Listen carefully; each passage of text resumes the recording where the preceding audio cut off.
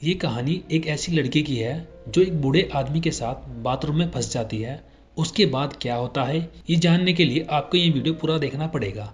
Hello दोस्तों, आज मैं जिस मूवी को एक्सप्लेन करने वाला हूँ उस मूवी का नाम है मर्डर इन 1987 और ये मूवी 2011 में रिलीज हुई थी।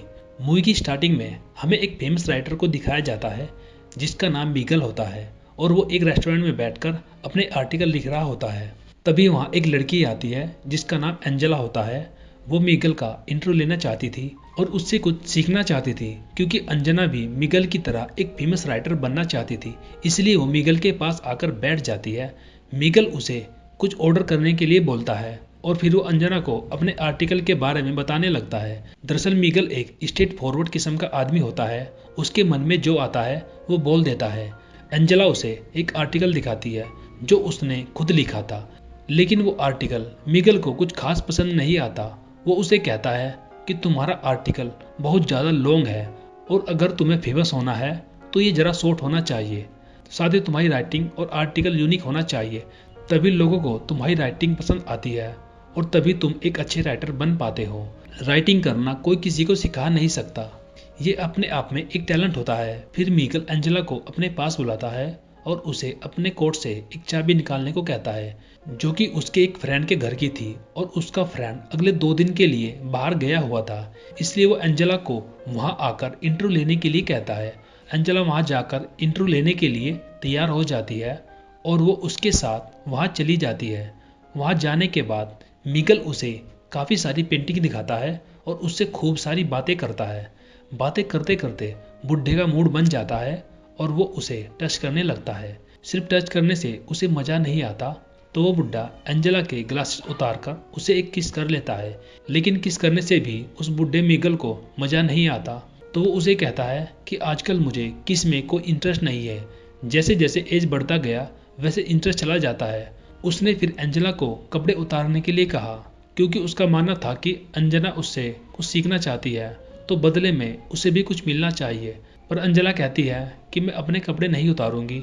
ये कहकर वो वहां से चली जाती है। मिगल को लगा कि शायद वो चली गई, इसलिए वो काफ़ी दुखी हो जाता है, लेकिन थोड़ी देर बाद वो सिर्फ शर्ट पहनकर उसके सामने आती है। एंजेला को देखकर मिगल बहुत खुश हो जाता है और उसे अपने पास आकर बैठने के लिए कहता है। एंजेला उसके पास आकर बैठ जाती है। उसके बाद मिगल उसे टच करने लगता है और वहीं पड़े कलर्स को लेकर उसकी कमर पर लगाने लगता है। उसके बाद एंजेला बाथरूम में बात लेने के लिए जाती है तो मिगल भी उसके पीछे पीछे बाथरूम में चला जाता है और डोर बंद कर देता है और एंजेला के साथ वो भी बात लेने लगता है। एंजेला को पता था कि बुढ़े के इरादे कुछ ठीक नहीं है और अगर वो बाथरूम से बाहर नहीं निकली तो बुढ़ा उसे बाथरूम में ही पेल देगा। इसलिए वो बुढ़े से कहती है कि मैं यहाँ से जा रही हूँ, मैं ये सब कुछ नहीं कर सकती। ये कहकर जैसे ही वो डोर को ओपन करती है तो बाथरूम का डोर ओपन नहीं होता तो वो मिगल से कहती है कि ये दरवाज़ा खुल नहीं रहा है। तब मिगल भी दरवाज़ा खोलने की काफ़ी ट्राई करता है, लेकिन दरवाज़ा जाम हो जाता है, इसलिए वो खुल नहीं पाता। एंजेला बाथरूम की छोटी सी खिड़की से हेल्प मांगने की कोशिश करती है पर मिगल उसे कहता है कि प्लीज ऐसा मत करो। अगर हम दोनों को यहाँ किसी ने एक साथ देख लिया तो लोग हमारे बारे में क्या सोचेंगे। मिगल का दोस्त 2 दिन के बाद घर वापस आने वाला था। ये बात जानकर एंजेला कहती है कि अगर ये बात मेरे पेरेंट्स को पता चली तो वो बहुत ज़्यादा परेशान हो जाएंगे। अब उनके पास बाथरूम से बाहर निकलने के लिए कोई रास्ता नहीं था, इसलिए मिगल अपना माइंड चेंज करता है और मदद के लिए बाथरूम की खिड़की से आवाज लगाने लगता है, लेकिन कोई उनकी आवाज सुन नहीं पा रहा था। जिसके बाद मिगल एंजेला से कहता है कि यहाँ हम पूरी तरह से फंस गए हैं, अब यहाँ कॉमेडी हो सकती है या फिर ट्रेजेडी। टाइम पास करने के लिए वे दोनों काफी सारी बातें करने लगते हैं। मिगल एंजेला से उसके फादर के बारे में पूछता है। एंजेला कहती है कि मैं मिलिट्री में है। उसके बाद मिगल उसके फादर का नाम पूछता है। जब एंजेला उसे अपने फादर का नाम बताती है तो मिगल उसे कहता है कि मैं उन्हें पहले से जानता हूँ और साथ ही वो ये भी बताता है कि मैं तुम्हारी बड़ी सिस्टर को भी जानता था। एंजेला की बहन और मिगल एक ही एक्टिंग स्कूल में थे और मिगल उसे लाइक भी करता था, लेकिन मिगल उसे कभी इजहार नहीं कर पाया। उसके बाद मिगल कहता है कि तुम्हारी बहन और फादर की आपस में कभी नहीं बनती थी, वे दोनों अक्सर झगड़ते रहते थे। एंजेला कहती है कि वे दोनों अब भी नहीं सुधरे और अब भी लड़ते रहते हैं। एंजेला आगे कहती है कि मेरी बहन अब बहुत बड़ी एक्ट्रेस बन चुकी है और तुम्हारा नंबर भी मैंने उसी से लिया था। मिगेल पूछता है कि क्या वो मुझे कभी याद करती है। एंजेला कहती है कि वो तुम्हारे बारे में कुछ खास नहीं सोचती। उसका मानना है कि तुम एक अहंकारी राइटर हो। ये सुनकर मिगेल को बहुत बुरा लगता है। उसके बाद एंजेला फिर से वहां से निकलने के लिए ट्राई करती है और खिड़की से आवाज लगाने लगती है।